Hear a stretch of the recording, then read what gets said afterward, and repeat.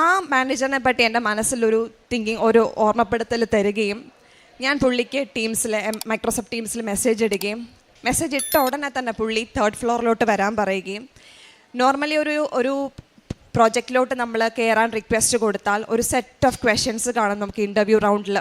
പക്ഷേ ഒരൊറ്റ ക്വസ്റ്റ്യൻ പോലും പുള്ളി എന്നോട് ചോദിച്ചില്ല, ഒരൊറ്റ ചോദ്യം പോലും.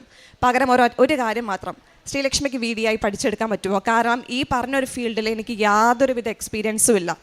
എൻ്റെ ഈ പറയുന്ന മാനേജറിൻ്റെ കയ്യിലാണെങ്കിൽ ഇമെയിലാണെങ്കിൽ ഒരു ബഞ്ച് ഓഫ് എംപ്ലോയീസ്, എക്സ്പീരിയൻസ്ഡ് ആയിട്ടുള്ള കുറേ എംപ്ലോയീസിൻ്റെ റെസ്യൂമേഴ്സ് ഇരിക്കുകയാണ്.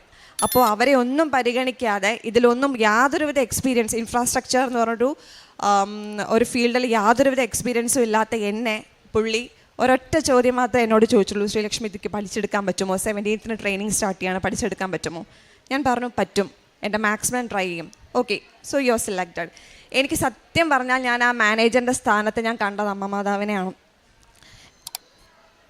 എനിക്ക് തന്നെ വിശ്വസിക്കാൻ പറ്റിയില്ല. അത്രത്തോളം എനിക്ക് സന്തോഷം പറഞ്ഞറിയിക്കാൻ പറ്റിയില്ല.